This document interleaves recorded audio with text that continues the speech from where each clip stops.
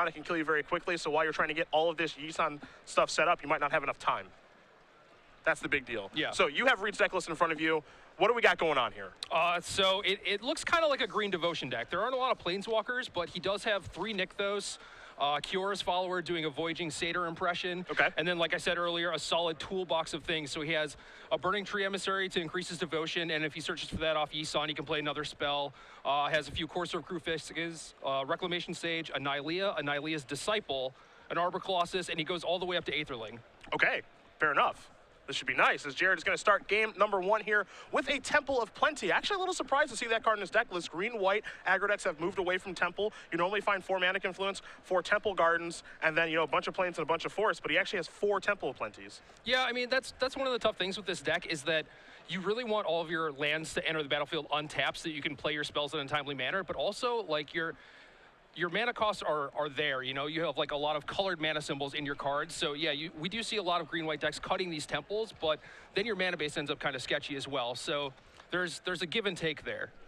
Temple of Mystery is where Duke is going to be getting things. He will scry, and that card is going to go to the bottom. Now for Jared, he is going to really have no idea what Reid is up to, so this should make for a very interesting game from the green-white side. But at the end of the day, I mean, green-white is going to play creatures and attack, so Reid had better get the show on the road, as Jared is going to play a Temple Garden. It looks like tapped. It will be, and he's going to play an Experiment 1 to start things off on turn number 2. Yeah, see, if that Temple of Plenty was a Mana Confluence, maybe Jared could have gotten the game started a little bit earlier. We have ourselves a Kiora's follower on turn number 2 from Duke. You see that Jared is going to take a look. We can bring that up for you guys at home as well. Doesn't see a ton of play, but it is definitely a powerful card. It can untap another target permanent. So, he can accelerate with that. He can untap Yisan, do a little fun stuff there. Can untap creatures, obviously, and block, giving it kind of semi-vigilance. Pretty nice card here. Yep, yeah, and untap Nykthos, which I think is the big one. It's time for a Voice of Resurgence. That will evolve Experiment 1 into a 2/2. So Jared does remember that, and I imagine he will get into the red zone here shortly, but we will see. I don't know, that's kind of the thing with a weird card like Kiora's follower, and we see Jared doesn't even attack. We're like, maybe he doesn't think that the follower is powerful enough to offer the trade with Experiment 1. Sure. I mean, Experiment 1 presumably will go into a 3/3 next turn, so maybe he doesn't want to offer the trade this turn. Yeah, and that makes sense, but it would also slow Reid down, but he doesn't know what Reid is up to necessarily, so it can be tough. That is Nykthos, and now we have a copy of Pelucranos, the World Eater. So the 5/5 Hydra is going to be here to block the road, as Keys will untap his 2 lands and move to his 4th turn of the game, and we'll see what he can put together here, as he did miss his land drop last turn, so that's definitely something to be cognizant of. Taking a look at Key's deck list here, I mean, we're pretty straightforward. We've got 4 copies of Boonsatyr, 4 Voice of Resurgence, 4 Experiment 1, 4 Fleece Main Lion, 4 Smiters, 2 Sunblade Elves.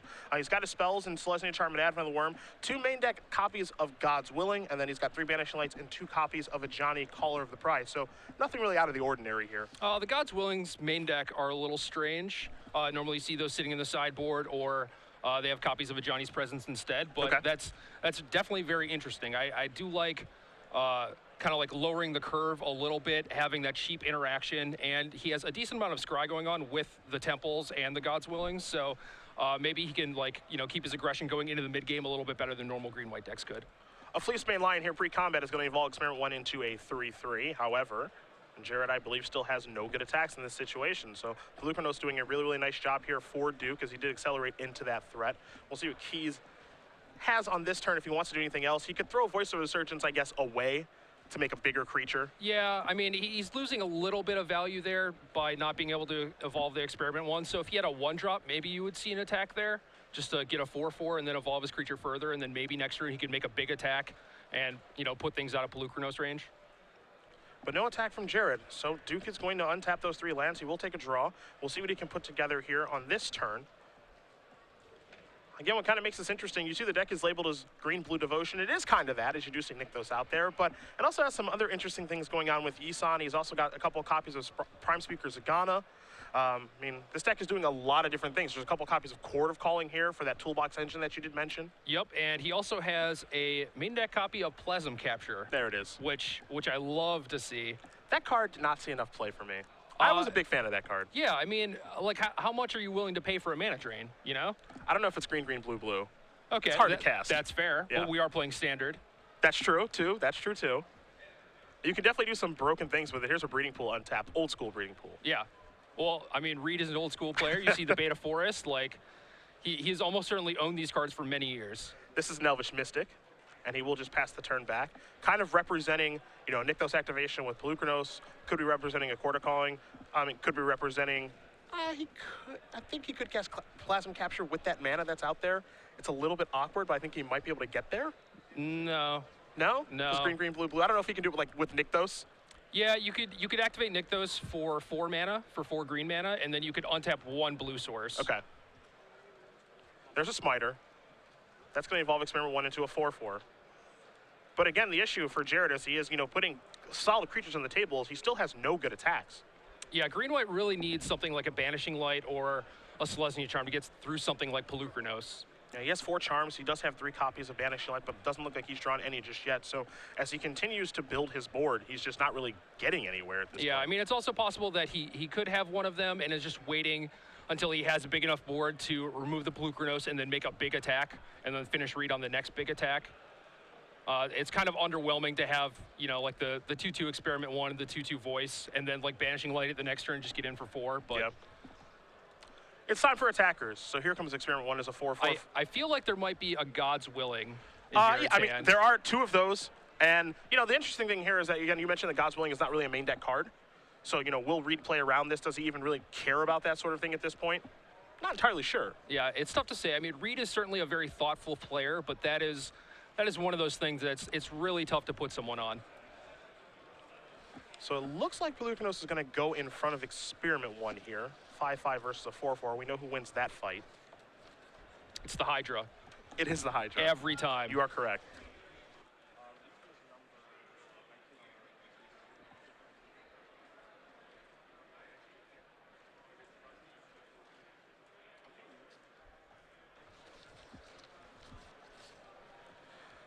So we have our blocks here. We'll see if there's a God's Willing, and it looks like there is. And so there is God's Willing. Of course, likely to name green here to keep that alive and force through some points of damage here. It'll be forcing through 5 points of damage. Yeah, I mean, it's not bad. Like, you get through the 5 points of damage, hopefully dig for a real removal spell that can get rid of Pelucranos for sure. The only issue is if you let Reid untap with Cures, Follower, and Nykthos, like, Pelucranos might do some bad things to you. Yes. We've got some activations here. So this is going to be a large monstrosity activation to go after the Voice of Resurgence to make sure that doesn't deal any damage. So that's going to get that off the table, and then we'll have an elemental token come in. So there goes the Voice. Pelucranos grows into a 7/7. And just a moment, Evan Irwin will make his debut on the weekend. Not surprising there. No, not at all. This green-white deck has done pretty well for itself in the last few weeks, picked up a lot of steam. Yeah, second at the Pro Tour. We saw, you know, you said a couple weeks, and that's definitely true. It seems like over the past month we have Boswell finished in second place when we were in Baltimore. Scott Lipp won the tournament in Kansas City. Yep, and then Jackson Cunningham gets second in the Pro Tour. Of course, we can't forget, you know, Martin Juza. He ended up getting 11th, yep, I believe. So, I mean, it's been doing really, really well recently. And just kind of flies under the radar, too, you know? It's like, it's one of those decks that people might be scared of, but they're like, you know, like, how many people are going to play this deck? And then it just almost always puts up a solid finish, even though there aren't that many people playing it. Yeah, I mean, it always seems like we have 1 or 2 copies in the top 8. Even when we were in Syracuse, we had 2 of them in the top 8 there. So yeah, but it's not something most people talk about. This is definitely true. People are always talking about Thoughtseize and Mono Blue Devotion, and you know those decks. You know what's the appropriate splash in Black Devotion decks? Is Mono Blue good right now? And heck, even everyone's really talking about Rebel Red right now, which I imagine Green White is pretty good against. It's not as good, I think, as you would think, but it's pretty good against it.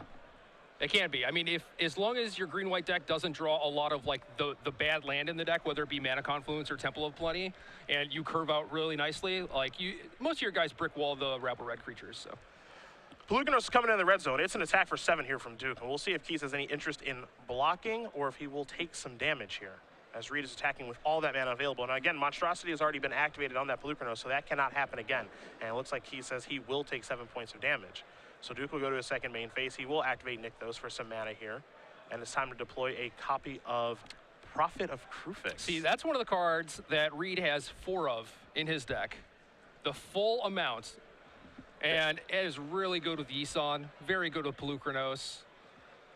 I like this theme deck. Very good with Court of Calling, and you know, Reid has built himself a nice little deck here. Jared's going to draw and play a Mana Confluence. Now he has 5 mana, which opens up a couple things for his deck to do. Boon Satyr being bestowed among them, but the Prophet is a card that I think a lot of people have been hoping, okay, when is this actually going to see play? Because this card is like completely busted. We've seen Seedboard Muse in the past. This is kind of that on steroids. Untap all creatures and lands you control during each other player's untap step, and you can play creature cards as though they had flash. Reid has all the mana in the world to do what he wants to do now. And all of his guys have flash. I can't imagine that if Jared attacks this turn that things will end well for him. Yeah, I can't imagine that either. I mean, between any creatures just jumping in the way or Court of Calling into the mix, it seems like very, very dangerous, but he's not going to get anywhere by not attacking. Yeah, exactly. Things just get worse for him, and he does have mana to at least monsters his Fleecemane Lion, so there is that. He will almost certainly not be losing that during this combat, but this is the point where you look at Reid Duke and you're just like, do your worst. Well, we're going to see what it's going to be in just a minute. And I can't wait. Yeah. If you ever played against Reid before, it can be pretty bad. Yes. But Reid, as you do know, he's going to take his time. He's going to make sure he doesn't make a mistake here. He's going to consult his hand, figure out what the best blocks and best play will be. That's one of the things I always enjoy when I watch Reid play is that nothing is ever too quick. It's never too slow either. He always gives things, you know, the proper amount of time to think things through, and then he makes his move. Yeah. And his move is always terrifying. Yeah. Very, very thoughtful player, methodical, knows what's going on, so it may seem kind of strange for him to take so long, even though, you know, his play is excellent, but he's just taking his time, making sure he does it right, and here we see a Prime Speaker Zagana. With Flash, come on into the party. He's going to draw a whole bunch of cards. That's going to be real big, and now we're going to have a nice blocker. I know Andrew Shrout's not here on the sideboard, Nick Miller is, but Andrew Shrout can probably hear Prime Speaker coming into play. This is one of his favorite cards, so Duke is going to draw 7 of them. That's it? That's it. It's a rough road here for Reid. And this means he has excellent blocks. He's a high life total here at 15. No real risk of him dying this particular turn because of Johnny Calder Pride is not involved. Now Reid gets to look at, you know, his group of options and figure out what the best way to take this turn is and now the following turns as well. Yeah, one of the options I saw as he was fanning through his hand was the Plasm Capture. Oh, beautiful. So beautiful. I'm not sure he's going to need that. There's a Corsair Crew fix. I guess he has mana left over. Yep, he can put had some mana floating from the Nykthos plus Kiora's follower. What an adorable turn this is. You see Reid explaining that. He's like, I had a lot of mana, so that's what my deck does. So this is a delight. Yep, Jared said, do your worst, and Reid obliged him. Drew a fresh new hand. I'm doing pretty good. Pretty good. So Prime Speaker's going to do some blocking. Pelucanos is going to do some blocking here. Maybe the Prophet will. We'll see. As Reid kind of explains where all of his mana came from here, you can see him kind of pointing at the Kiora's follower, the Nykthos. Here's how I generated all of that mana to be able to do all these broken things. Draw a brand new hand, and now I'm going to slaughter your team. Yeah. So the blocks will be here in just a moment. It all started with a Kiora's follower on turn 2. This is true. Just going to point that out. This is true. Top card here is Yisan. There it is. So now Jared has to be probably wondering, okay, now what the heck's really going on here? I don't have any idea what you're up to. But I mean, it feels like, you know, it's kind of weird. It just feels like kind of like a green-blue value deck that can do some kind of over-the-top things. Yeah. I don't want to say birthing pod-esque, but I mean, there are a lot of creatures here. You know, Yisan kind of plays that role a bit. Cord does too. I mean, none of these cards are as powerful as birthing pod, but it's kind of one of those toolbox creature decks. Yeah, I mean, that's certainly true. And it is nice that he has redundant copies with like Yisan and Court of Calling. He has a lot of ways to search out the specific creatures that he might want at any certain point. So I can imagine if, like, Jared has some follow-up creatures, Reid might want to find his Nylea to deal like lethal trample damage. But given the fact that he just drew an entirely new hand, like, he might just be able to find it. Yeah. You know. Experiment 1 is going to regenerate. It's going to scale down a little bit. Now Jared's going to tap 5 mana. This is probably going to bestow of Boon Satyr here. He's going to take 1 from the Mana Confluence to do so, and we'll see where he puts that bestow. And it's going to be over there to try to beat this Prime Speaker in combat on the Phloxodon Smiter. Yeah, it looks like just a trade there. Yeah, they'll trade. Smiter's going to go away. Boon Satyr's going to come into play. As you know, the damage will be dealt. The Smiter will die, and then, of course, Boon Satyr is left behind. So a little bit of work done there from Jared, but by and large, not a great turn for him as he gets ambushed pretty badly due to the Prophet. Yeah, Prophet definitely doing some work, and that's where it really shines, is in these like mid-rangey creature mirrors. Reid's deck is interesting in that it doesn't contain any Planeswalkers main deck, so his deck is mostly just a pile of creatures, so it doesn't look like his blue-white or Esper matchup is going to be that great, but in matchups like this against green-white aggro, and I would have to assume against something like Rabble Red, like his deck was really going to shine. Do you think it's appropriate for, you know, this particular tournament or tournaments moving forward to maybe try to fade the blue-white decks? That's entirely possible. I mean, this tournament is 10 rounds of Swiss. Over the course of the day, how many blue-white decks do you really expect to play against? You know, like maybe one or two. You can afford to take one loss, almost certainly, and anything else past that is kind of sketchy, but I don't think that Reid's matchup, especially when his deck is doing like all sorts of weird stuff and the blue-white deck might not know what to value, that he can certainly like win that matchup. It's just very difficult. Yeah, with how well, you know, we've seen Black Devotion decks doing, and Rabble Red has been doing really, really well recently, you know, it might be time to play a deck that is good against those and soft against a blue-white deck. You know, it's tough to be soft against a deck that has Verdict and Revelation. You know, I imagine you want to beat those decks, but in Standard right now, you can't beat everything, which actually makes the format a pretty good one. Right, and it should be noted that Reid walked in today and was like, I'm playing a Baru. You know, like he is looking to have fun.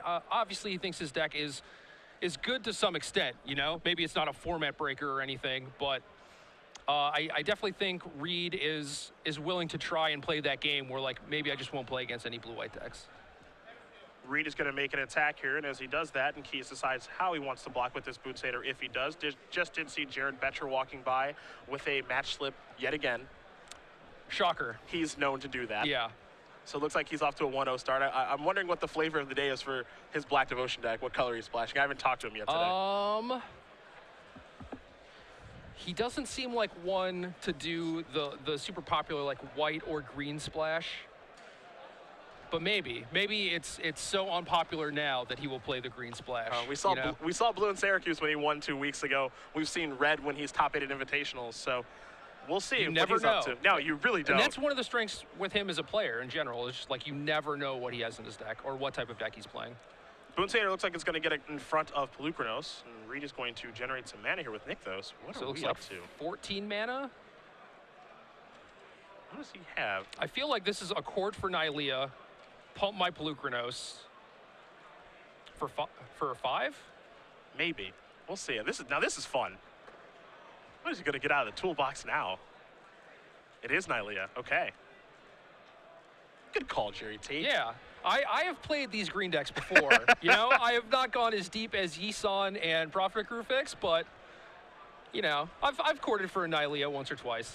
So the God of the Hunt shows to the party. Devotion is fulfilled. Not that that really matters a ton here. What matters is actually that it's going to give the Pelucranos trample, and then we can see some pumps with the excess mana. He might be able to just deal lethal this turn. Top card here is going to be Breeding Pool from the Courser. So 1, 2. He was 4 short, so he would need 2 pumps. Not sure if it's necessary mana. They're communicating back and forth here. Yep. And it does look like he has enough to push enough damage through and win the game. So Reid Duke with his green-blue Devotion Brew up a game here over Jared Keys playing green-white aggro. We're going to turn our attention to the sideboards here as both players will go into their deck boxes. I'll look at 3 copies of Unflinching Courage, 2 Adjoining Steadfast, 2 Celestial Flare, 3 Mistcutter Hydra, 2 Setessan Tactics, 2 Glare of Heresy, and a Banishing Light. I like an additional Banishing Light here. Got to get some of those things off the board as we saw Pelucranos brick wall Jared that entire game. Yep. And then the tactics, I imagine, are okay in this matchup. There is some, you know, assembly required. It does take some time to kind of get that online. That is certainly true, but Tactics is a card that I really love in these mid-range creature decks. Like, Reid is really looking to get off to a fast start with some mana creatures and punish Jared with like Prophet of Crucifix and just kind of like take the information away from him. Okay. And Setessan Tactics really punishes like both of those strategies. Okay. And also, I'm not sure how important Jared feels like Yisan is in the matchup. Maybe it's a little slow, but if Reid has a draw where he was really looking to milk that thing, Tactics can like break out of that too. Yeah, that's actually probably pretty important. Like, we didn't see Yisan in action that game, but Jared did see a Yisan that game. Right. From the top of his deck, and you know, that could, you know, maybe trigger something inside that's like, okay, like maybe this is what this deck is actually up to, and if that thing is in play and he gets to activate that a couple times, I'm in some serious trouble. Yeah, definitely. What do you have on Reid's side as far as sideboards concerned? I'm sure it's nice. Yeah, it is nice. He has 3 copies from Negate, 1 Dispel, 1 Reclamation Sage, 3 Nylea's Disciples, 2 Jace Architect of Thought, 1 Jace Memory Adept, 1 Setessan Tactics, 1 Skylasher, 2 Mistcutter Hydras. So Reclamation Sage is a card that he is probably going to want here. He already has a main deck copy, but he should know that Jared is going to have at least a few copies of Banishing Light in his green-white deck. The Nylea's Disciples are really great in race situations and just to give him time to set up and do something pretty sick like Prime Speaker Zagana. Cetizen Tactics will almost certainly come in here. But other than that, I mean, a lot of it is just like stuff that Reid really wants against control decks. Okay. These players will be underway in game number 2 here in just a moment. I know there are players at home wondering if we're going to have a deck tech with Reid. Don't worry, we will. I don't know how long his matches are going to take, but everyone is very interested about this deck. Nick Miller will sit down with him in the sideboard. Hopefully after this match we'll get that recorded, but depends on how long it's going to take. That said, we do want to talk about our state championships. That is coming up later this year. October 11th and the 12th, 2014. StarCityGames.com/states is where you're going to find the information for that. If you do win the tournament, you will get the artwork on a playmat that you do see in front of you, actually in black and white, along with a medal. Now, I myself am a 2-time state champion. You? One time. One time. Not bad. I beat you in states once. Sort of. Not really. Do you want me to tell the story? Well, if we go and look at the match record, it says that I won. Yeah. Okay. And I really think that's all that matters. Fine. I will just throw out there that my main deck was 65 cards. That's true. And we played in top 8, I believe. We did. We played in the Swiss too. Yeah, we played in the Swiss where I destroyed you. That's accurate. And yes, you won in top 8, sort of. Asterisk. I did win in top 8. I'd like to thank you for that concession. Yeah. And I'm sorry I didn't win the tournament. Yeah. I'm sorry. You should be. I lost the very next round very fast. I left. I was out of the building. Cedric was out of the building almost right behind me. Yeah, almost before you, actually. That's how fast I lost. But state championships, a great program.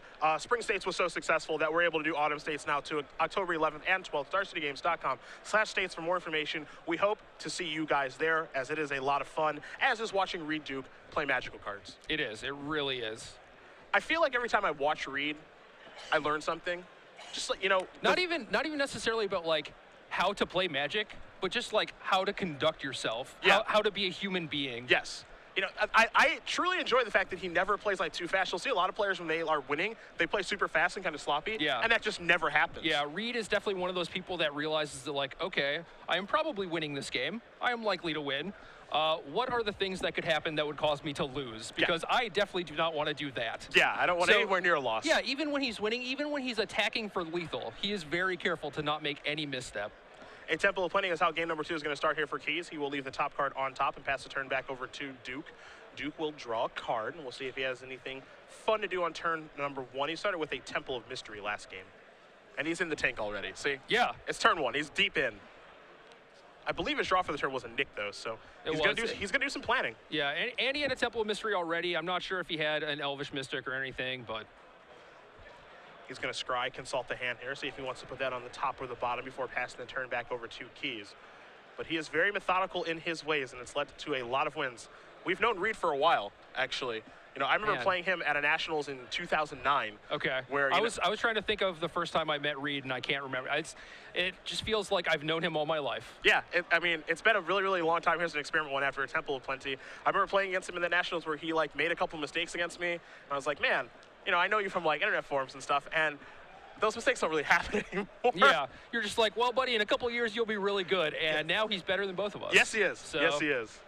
A Mana Confluence here is land number 3 for Jared.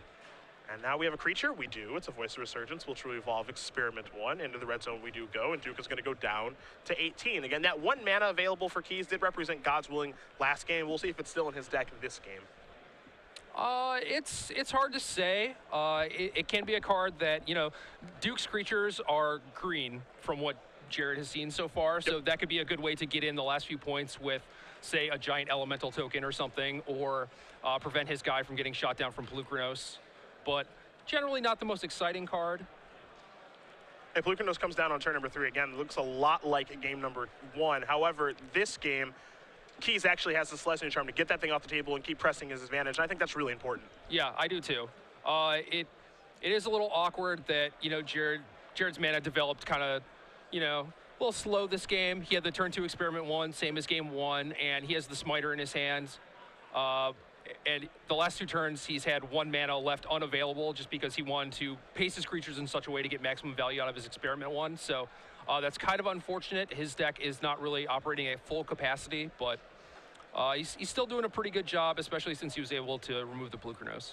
We have ourselves a free Prophet of Krufix. It comes into play, it untaps everything. 2-3 on defense, and you just the Elvish Mystic on defense as well if those things need to block. Duke is at a relatively high life total here at 14, but we know the green-white deck can deal damage in very large chunks. That's what makes it very, very scary. You saw Keys also play his 4th land this turn, that untapped Forest, which represents a card like Advent of the Worm moving forward. Yeah. This attack is not that strange when you realize that Jared could have Advent, which would evolve the Experiment 1 up to enough to take down the Prophet of Krufix, but I don't know. What do you think about potentially trading the Voice here? I mean, trading Voice just to get maybe a bigger creature in play is, a little bit. It's something I kind of like, but also I think this deck is fine just because like the green-white deck has tricks. You have Celestia Charm to give +2/+2 and trample to kind of push your advantage over that thing. You definitely have some options, but at the same time, you have to be aware that Reid has options as well. He has 5 mana available. Yeah, that is true. That attack's a little bit scary, but it's also, if my Voice dies, I still get a 2/2 out of the deal, so that's okay. And now it looks like we have a Smiter. So he's going to play the Smiter actually post-combat. It looks a little funny because it's evolving Experiment 1 like this, but by leaving that mana available, he's able to bluff some tricks. Now, that turn he didn't have any, or at least he didn't want to cast one. So. Well, also it's nice where if he did have something and Reid played something like another copy of Polukranos, then Jared would have his mana available to do whatever he wanted. Maybe as another Celestian Charm, and it looks like he does. So I think that turn overall for Keys is a pretty good one. You see Reid's going to play his Breeding Pool untapped and pass the turn back, so Prophet will actually untap that. Now, 6 mana is actually kind of a sweet spot for him. We saw Prime Speaker Zagana. We also know he has Aetherling in his deck as well, so 6 mana, he can do some things with that. Yeah, Aetherling is a card that I would expect him to side out in this matchup. Okay. Doesn't seem like something you need specifically to beat this deck, but the potential is there, Temple Guard is going to come and play untapped. Keys is going to go down to 18. Again, 5 mana is a sweet spot for a green-white deck because of Boon Satyr and being able to bestow that. All the creatures are going to come into the red zone again here. Not too much of a surprise, and now the onus is on Duke to make the appropriate blocks. Yeah, you got to imagine that Jared's feeling pretty safe with this attack. Last turn, maybe he was a little skeptical because Reid could do whatever he wanted, but so far Reid has had 2 turns with open mana and hasn't done anything with it. So there's a pretty simple block, just an Elvish Mystic on the Loxodon Smiter. Really valuing that Prophet of Krufix very highly. It seems almost like Reid is trying to set a trap here. We'll see if Jared plays into it or if he's just happy dealing this amount of damage. Looks like he's going to pull the trigger on something. Yeah, I think he definitely wants to make a move here and try and get in as much damage as possible before Reid can do something powerful like he did last game. It's a Celestia Charm, and now here's a Boon Satyr that's just going to be hard cast. It's going to grow that Voice of Resurgence, and it'll also grow Experiment 1 as long as he does remember the evolution trigger. So now we're looking at 13 points of damage, including trample, and Reid Duke is at 12 life. It's not good. Does he remember the evolution trigger? I think that's the big key here. I think he's still over by a point, so... Yeah, he gets it done. Okay, fair enough. So Jared Keys is going to win game number 2 here over Reid Duke, and game number 3 is where we're heading. It just looks like Reid didn't have anything to do that game. Yeah, he had a really great start. Turn 2 Elvish Mystic, turn 3 Polukranos, turn 4 Prophet, and then just nothing after that. Yeah. And his deck actually has a lot of things to do. He's got a ton of creatures, Court of Calling, things like that. He just didn't really put anything together, so we'll head to a third one. Yeah, I mean, he also has 24 land in his deck, which is a little higher than most green-based Devotion decks. Okay. So that could certainly be an issue. Maybe it was, simple case of flood.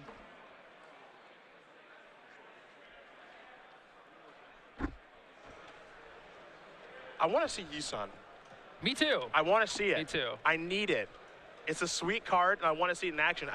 Truthfully, it might be too slow for this matchup, though. Maybe. Green-white does not mess around. That is certainly true. Yeah, you saw that game. Like, even though Jared got out kind of slow with the 2 temples, by turn 4 and 5, like, he was doing a lot of stuff, All of his creatures just grew to immense proportions, and he had, like, the trample to finish off Reid. Like, he's not messing around for sure. But Yisun is one of those cards where you look at it looks kind of simple. You're like, oh, maybe I can understand, like, what this does. Maybe it gets a Mystic, and then it gets, like, a Scavenging Ooze, and then you just go from there. But, like, maybe it's even more ridiculous than that. Like, with Prophet of Krufix and just, like, a lot of crazy stuff going on. Maybe it looks even better than just, a simple value creature. This is the kind of card, right, where, like, people look at it and it's like, okay, I can definitely see what's going on here, but, like, how do I build a deck with this card? Yeah. I don't know. Someone else will figure it out. I'm going to keep playing Model Blue Exactly. Devotion. So, Reid Duke, please show us. Yeah, that's what I want to see happen. Because it seems like, if that card's really good and someone figures it out, it can be, like, format defining. Yeah, I mean, if if we imagine that there are not going to be very many blue-white control decks in the room, there are a lot of creatures. Yep. Most of the decks have creatures, and they're trying to kill you with them one way or the other. But Yi-San is one of those cards that can break open creature stalls, for sure. So if Reid has found the answer, that's going to be pretty important. Both players are going to take a look at 7 cards here. Duke will be on the play this game. Hasn't been on the play yet this match, so we'll see if he's able to take advantage of that. Again, he has a lot of acceleration in his deck. Keys is always going to be the aggressor, as green-white is not a deck that has any interest in playing any defense. And Duke is going to start off with a Temple of Mystery, so it looks like both players are going to keep their 7. You can see in Reid's hand right now there is a Prophet of Krufix over there, so we'll see if he can work his way towards that, as he does leave the top card on top of his deck from the Temple. Keys will draw a card. It's a copy of Temple Garden, oftentimes an important one for this deck. And we'll see if he has a turn 1 play this game. Looks like he might fire off with a Temple of Mystery. Plenty. Excuse me, plenty. Thank you. It's okay. That's why you're here. Yeah. Beautiful.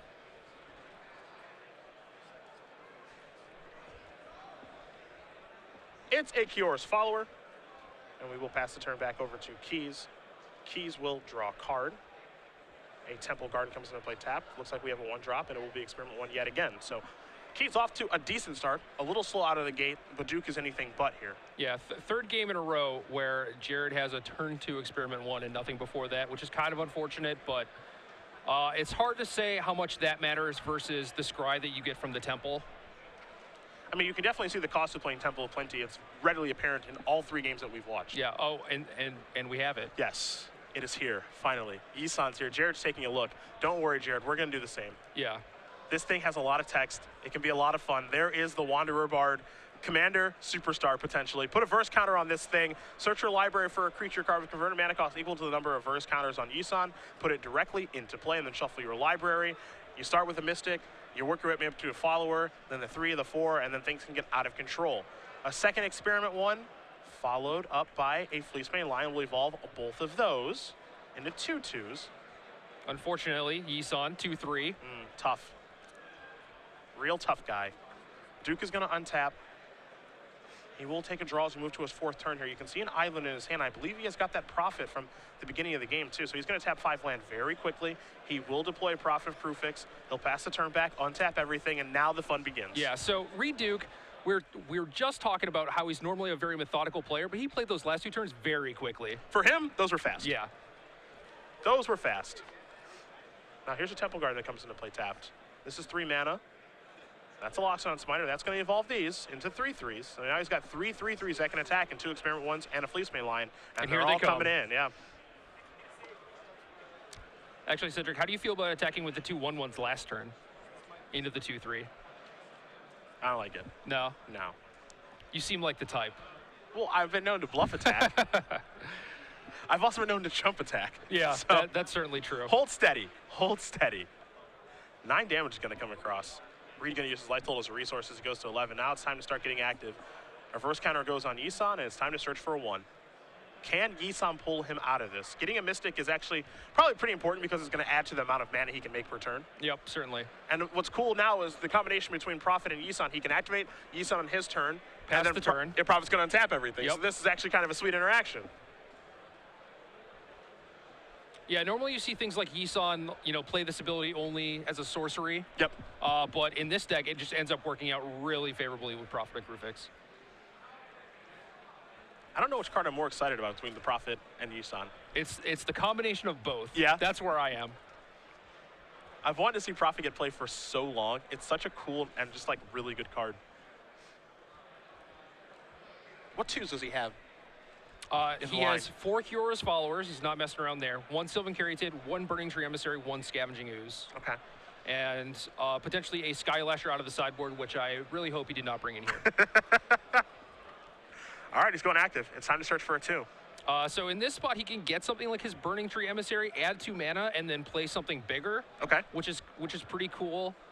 Could get a Scavenging Ooze to maybe chump block and then gain some life back later. But yeah, it looks like he's just getting Burning Tree Emissary. So now he's get 2 mana from that. Oh, wow. I see. I missed that. Yep, me too. I actually missed that. Okay. See, that's one of those things where we're talking about like Yi-San. Maybe it's better than we think. Okay, and okay. It's like we're talking about Kiora, like giving things vigilance or whatever. Well, Turns out you just activate Yisan twice. All right, so now we're going to get a Courser. Reid Duke the Master, ladies and gentlemen. That's like Deceiver Exarch with like Pod. Yes. Like in like a roundabout way. Yeah, exactly. Yeah. All right, so Courser's going to reveal the top card. He has not played a land yet this turn. Correct. And he could use a point of life probably. Yeah, that'd certainly be helpful. And another land, of course. I mean, granted, he's at 11, and Jared has, 13 power in play or whatever, but... Okay, so there's a Prophet off the top of the deck. There's a Breeding Pool. He's going to gain a life, so he's going to go up to 12. And, of course, that Breeding Pool is going to tap along with everything else here. And Reid has enough mana to activate... He has 6 plus Follower plus Yisan, so that's 2 more activations. That's 2 more activations, because Mystic's not sick. Okay, right. So he passes the turn back. So the first one is almost certainly going to get a Nylea's Disciple. That's going to be my guess. Okay, that's nice. He'll gain 2, 3, 4, 5, 6, 7, 8. That's 10 life. Yeah, but with that trigger on the stack, he could also untap Yisan and get a 5. Oh, no. Oh, baby. So he can just fog this entire attack. And for 5s, he has more Prophets and an Arbor Colossus, which maybe he took out.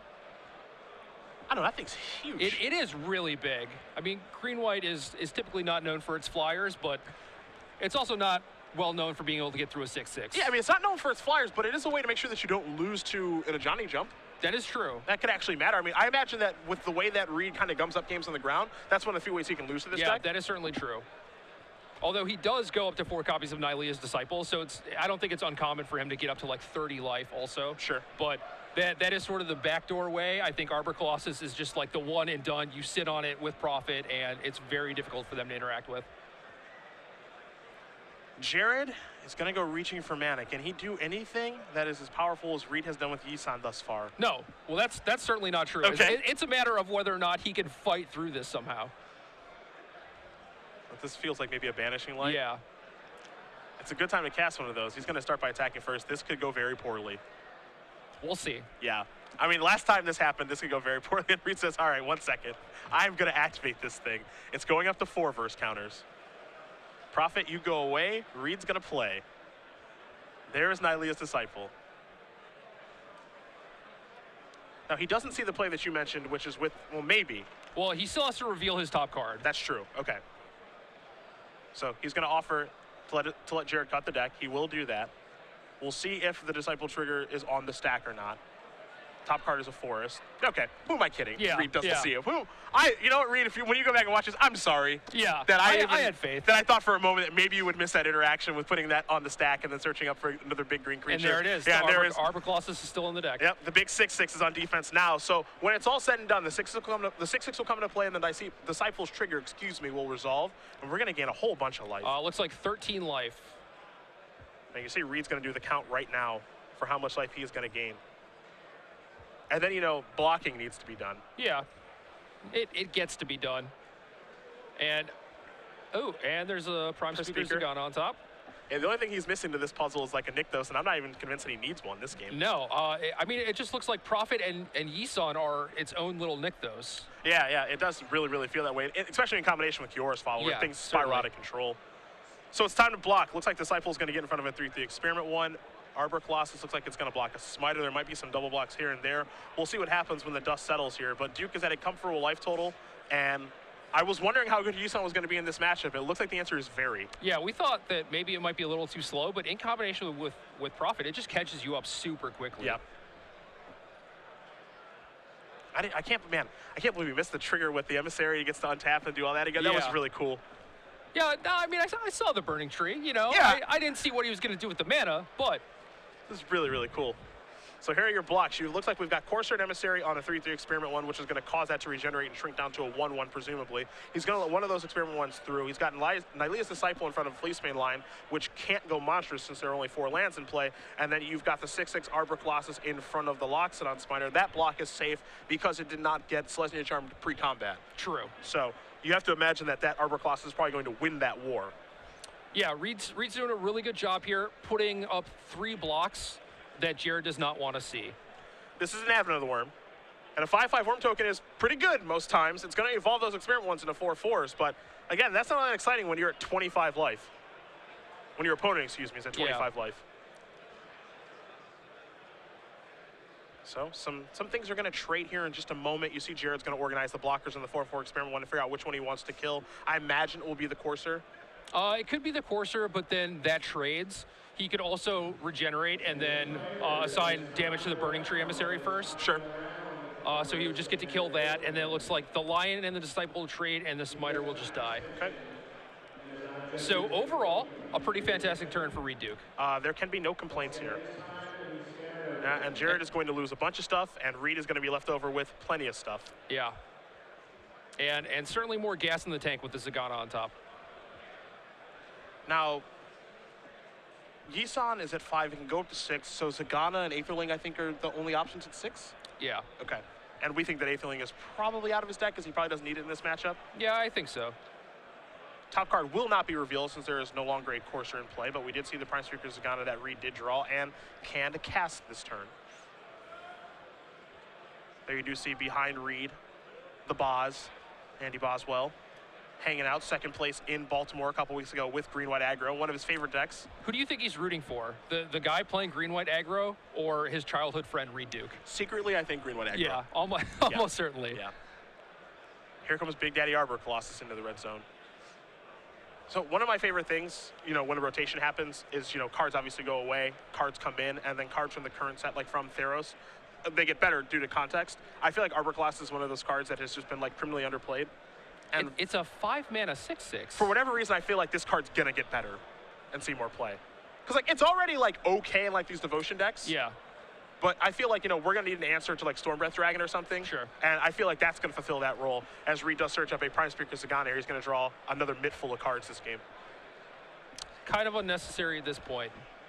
Well, I mean, when you got it going. Yeah. It's hard to say no. This looks like 7 cards coming here for Reid. Oh, Prime Speaker. This one's on its way out the door, actually, in a couple weeks. It is, and just a very, very powerful card. Kind of surprised at how little it's seen play.